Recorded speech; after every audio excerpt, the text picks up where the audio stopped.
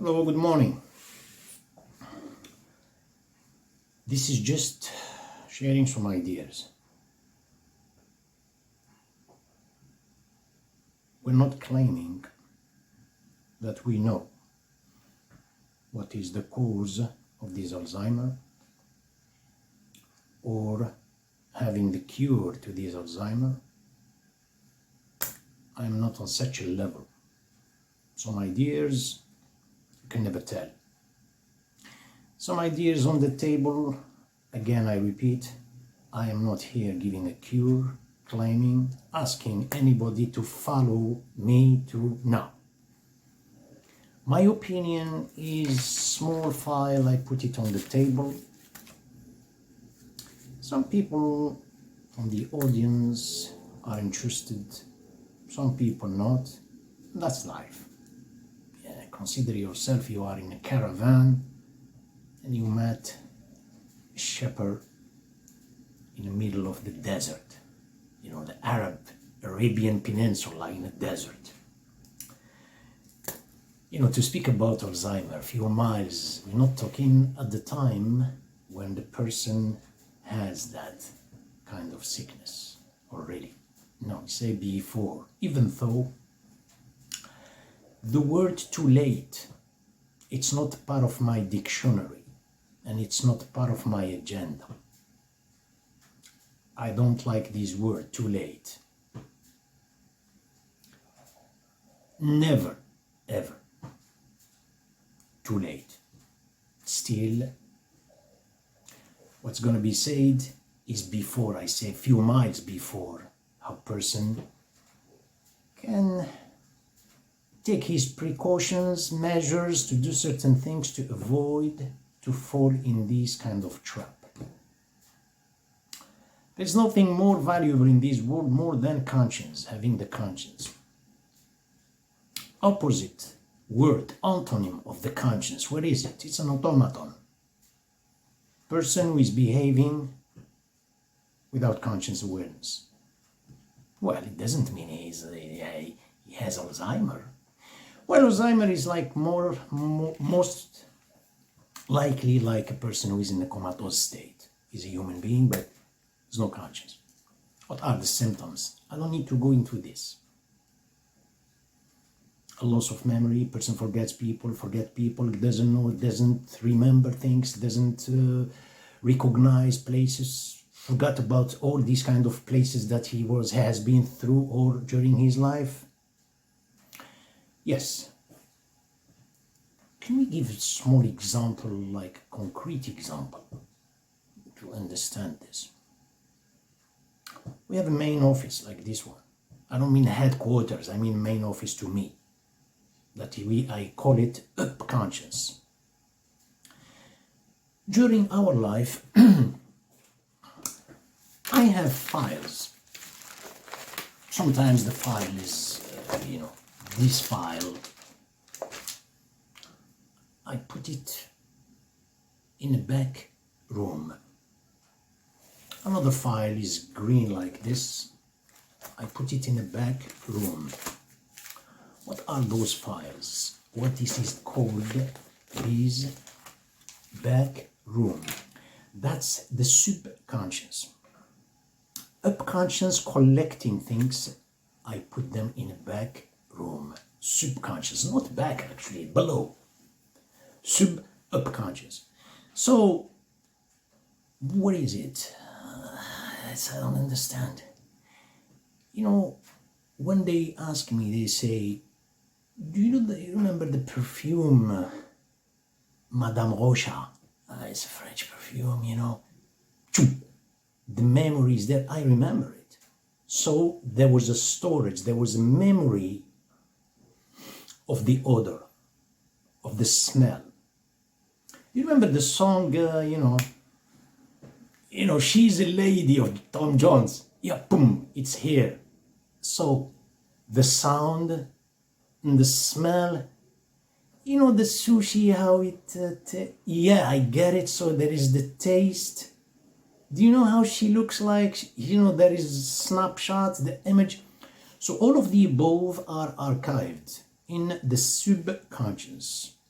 When you take the whole movie, we call it a memory, an emotion with the participation of all our sentimental emotions. We had a memory. But the thing with Alzheimer, dementia, slight difference. This is just stage and another. When they ask me, do you remember? No. What's happening? I asked the messenger to get me the file from the memory, from the back room. He didn't go. He couldn't get it. You are here. Why can't you get it? He couldn't get it. What is this force? No, it's not a secretary. It's not a domestic. It's not a vice president. Nobody. It's inside me. There's no force. We leave this aside. A memory, the conscience has all the time a tendency to go. See, this school, to leave the school. School, SKU. A balloon during those parties, when we celebrate parties, we have balloons that have inside a gas that is called helium. I don't know, probably I'm correct, I am not, but you know what I'm talking about. When the time you leave it, the balloon has a tendency to be blown by. That's a passive voice. To be blown by, and it goes. This helium, this balloon, that's my conscience. It is blown by what? By the wind? No, it is blown by, including my forgetfulness, my negligence, it is blown by the routine.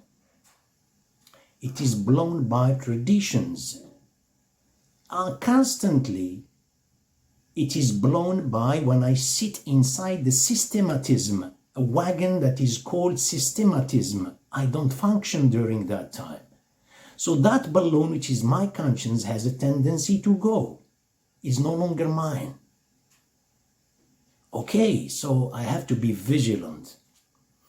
A balloon that I just mentioned, a physical balloon, multiplied by 10,000. That's going to be force. It's not like you bring it with like a small, whatever. I don't know what to name. 10,000 times, I need really big force. Now look at me. I bring that balloon. What do you see here? You see how biceps are big, are contracted, the biceps, a little bit the deltoid, not a lot. But the dorsal is really contracted, and the pectoral plus abdomen. All of these muscles are participating to bring back that balloon. What is this force? This force is in my physical body. What is this force in my mind? I don't know what to name it. You remember the messenger that I mentioned earlier? I asked him to bring the file, he didn't bring it. The secretary, I asked her, she didn't bring it. I asked them to bring it from the back, from the cupboard, from library. They didn't bring it. Weak, absentee presence. They were there, but they don't do their work. These are inside me. So that's the force. I bring that memory. That's conscience. So far, it's a conscience. It's not a memory. This is developed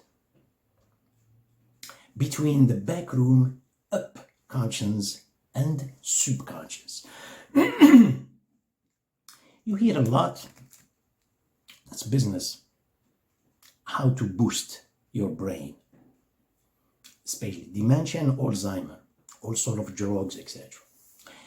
You want to agree with that? Hey, fine. If you tell me you boost your mind, giving the smallest example, which is caffeine. You drink a caffeine is a part of the stimulants. It stimulates the nervous system. to give you the kind of boost. Do you agree with this or not? You say, no, it doesn't do. Of course it does. It boosts you, but it doesn't mean it reinforces the conscience or memory or all of what was said initially. It doesn't mean that. Caffeine, nicotine, and keep going. There are other drugs. I give the example what is normal to everybody every day, people they take during their everyday life. Drugs, they boost like a bootstrap. They give you like an impetuous dynamism. It doesn't mean they reinforce the link between the up and subconscious. No. Another example. I go to the gym. There is a mechanism where you hold something here and then press a button. This is an imaginable process. It goes like this by itself mechanically. You press the button, you accelerate it, and it does this. Afterward, you find it, you feel it, it's hot. Did you make an effort? The same thing as you hold the free weight and you do the exercise. No. Are you kidding me? This is not mine. This is a mechanical action. The energy belongs to that machine. Even though I felt here it's hot, but it doesn't develop the biceps. In the contrary, if I hold the halter free weight and I exercise with the force that is bringing it down, which is the force of attraction, contradicting it with the force of levitation, you're going to develop the biceps and you see the results not near and far future, of course. So you speak about the boosting this, I disagree 150%. Not 150, 200, I disagree with that. I said probably at the moment when you drink, you can take, for instance, caffeine to boost at the moment, gives you that, but no, during the daily life. Now, okay, we spoke about Alzheimer. Symptoms, we know what are the symptoms. We know what does it mean. We gave an example. Are there anything you can do? How to reinforce the messenger between the up and the subconscious? I'm not going into anatomy to speak about what's going on in this and the very complex words, why I have to be there. I don't need, everybody to understand it. Give small example like a concrete, everybody can understand it. Not necessarily you have to be, a doctor to understand Alzheimer. How to reinforce the force like this, as I gave this example, how to reinforce it. The conscience has this tendency to navigate during my negligence, absence, forgetfulness. It navigates with the systematism, cadence, pace, program, system, which is every day. Today is like this. That's why I say, look, statistics, and we go back. Say 7 million people are, they are suffering in the United States from Alzheimer. Are living with Alzheimer. They say by 2050, probably it's going to reach 13 million. This is according to the data, previous data, according to all of the data that was given. But the world is going to AI. What does it mean, AI? Artificial intelligence. People are transferring the mind into the computers, into the machines. You say in 2050, it's going to be 13 million people. I wouldn't hesitate to double this. Next one. Alzheimer's disease was the 5th leading cause of death among people are age 65 and older. Money spent, they said, health and long-term care costs for people living with dementia and are projected to reach. These statistics are before, not today, are projected to reach $360 billion in 2024. They said by 2050 it's going to reach how much trillion, they said. And again, don't be afraid to increase that, because the intelligence is being transferred to machines. Is no longer an effort from a human being to think. He is transporting intellectualism. He's not an intellectual. He is transporting knowledge. He's not knowledgeable. A lot of things he is transporting all the time. Now, duty of conscience between stimulus response, to link between them. You know, there's a big difference. The duty of conscience that are centered within the parameters of the work nexus, and the duty of conscience that is centered are, I shouldn't say centered, are decentralized. People have this presence of mind and the duty of conscience between, I'm talking about the commute, home. His mind and her mind are in work nexus. We can't help it. This is not criticism or like, no, we live like this. It's in a work nexus.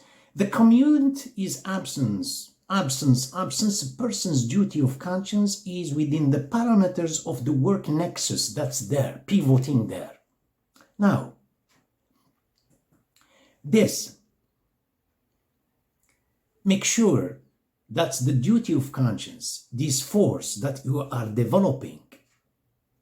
It is all conditioned by the work nexus, by the duty of conscience, centered in the how and the where and the when.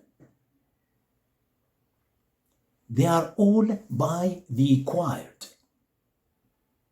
From the acquired, you develop that kind of things. Outside the work nexus, there is no duty of conscience, no longer existing.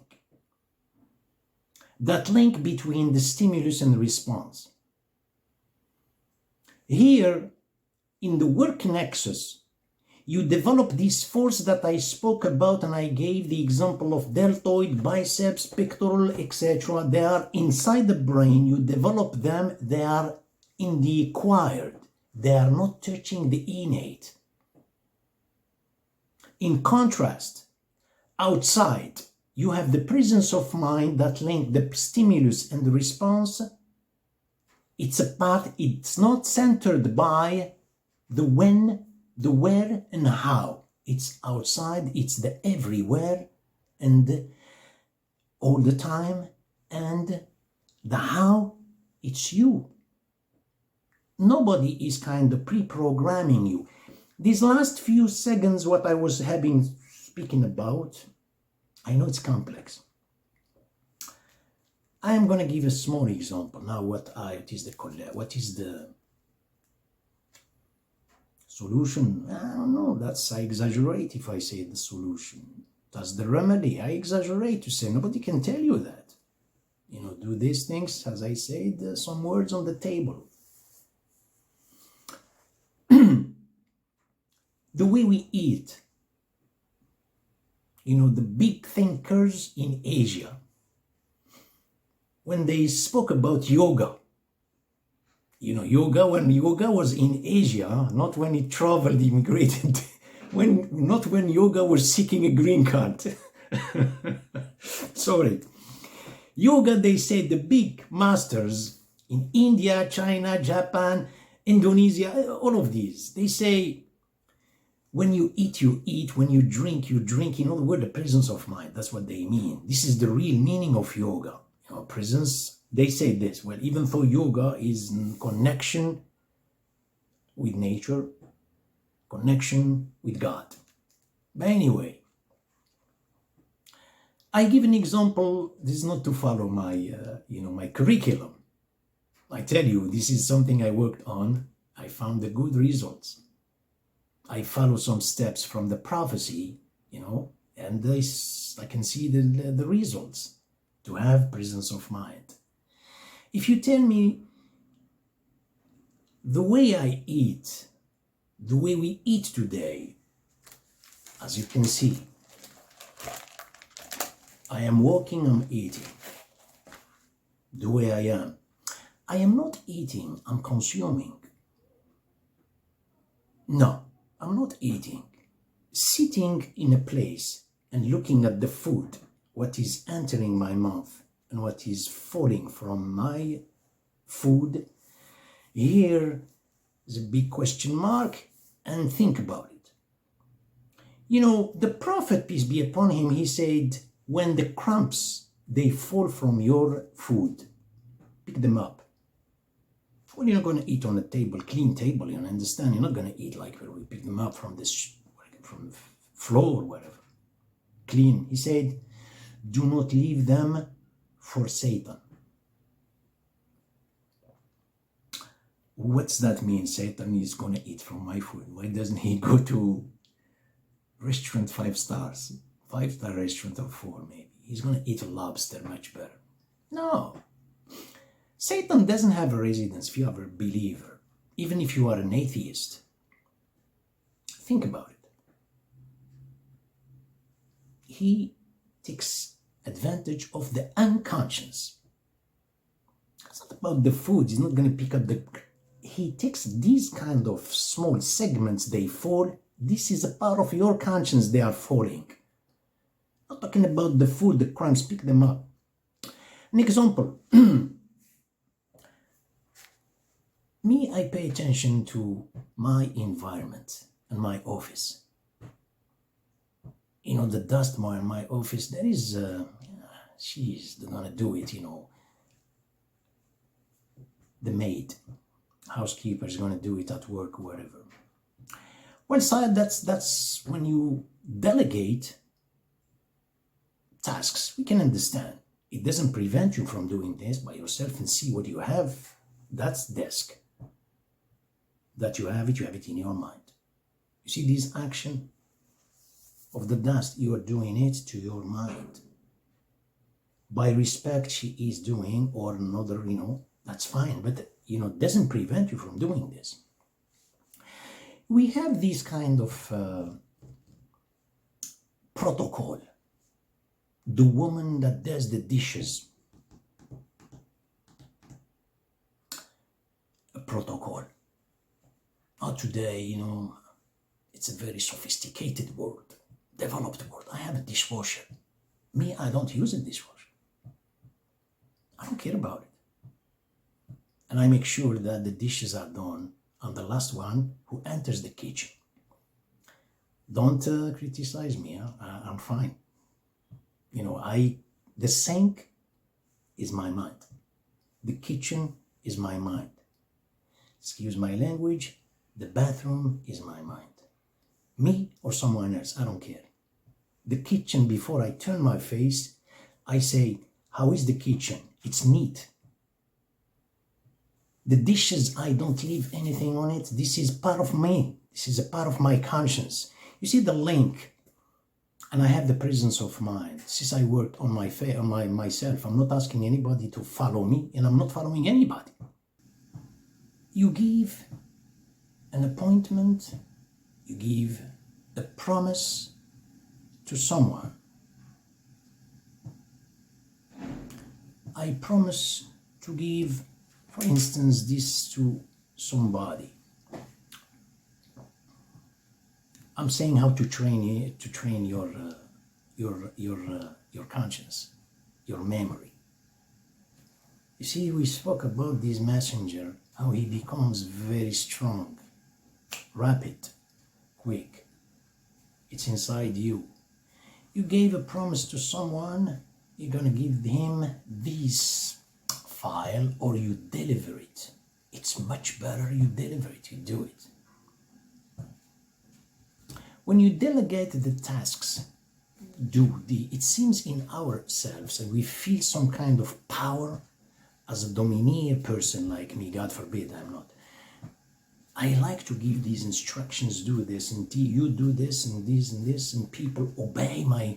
But I try to do certain things by yourself with humbleness. If you deliver this, you say, I will deliver this file to you, this gift to you, this piece of chocolate, this candy to, for instance, my neighbor's kids.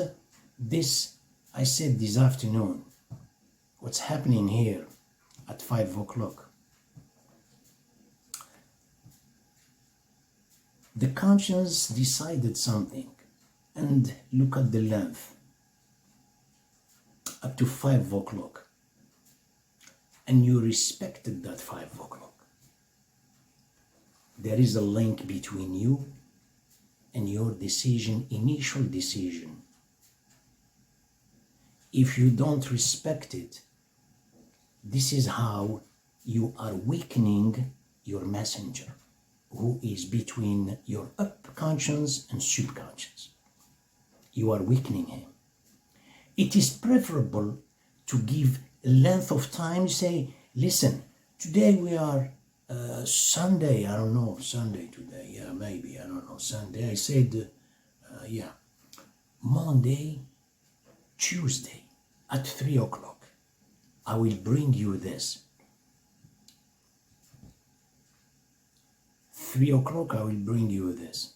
You know, from the time that you took the decision and you gave instructions to this messenger inside you, you gave him, stay vigilant and over him, what he's doing inside you. Do not, oh, I forgot. If you feel you're going to forget, take a small pen and do a cross here. Whenever you wash your hands, you look at that sign. It will bring back your memory. After tomorrow at 3 o'clock, I have, if you know how to, this is, you know how to deliver and to respect that appointment, rendezvous or promise, you are linking, especially if the distance is physical, in other words, distance-wise and time-wise. It's far. You are linking it to yourself. You are making it strong. This is how the link with the presence of mind. You go, you deliver that. You give, especially promise. Do not just, look at today. A big promise. We respect the promise only in a work environment. Only in a work nexus. We don't respect it outside. In a work nexus, work and this, everything is perfect. These are stimulating the acquired. Lucky, it's not the innate. Lucky has a time, the acquired time, space, manner. You are developing a force outside you. It's interior but extrinsic. In contrast, you do things outside by doing something good. By yourself, say, I heard that old woman, you see me, I'm gallant, but my gallantry has an age. I don't know if you understand me. I'm Galahad. Galahad, my gallantry is expressed to a restricted age. Well, this is not a gallantry, by the way, this is hypocrisy. So there's an old woman on the other side of, she doesn't have anybody. I mean, she's not young, she's old. Tomorrow I'm gonna go and visit her. I don't know, does it cost you? 2 flowers, cut them from the street. The thing is, the decision he had decided, the egoism that is inside me is telling me business is a business. I don't have anything to do with this woman. I'm not going to get anything from her. Come on. Do it. You are linking These are just some advices, few miles before Alzheimer. I wish to every one of you good health and see you soon.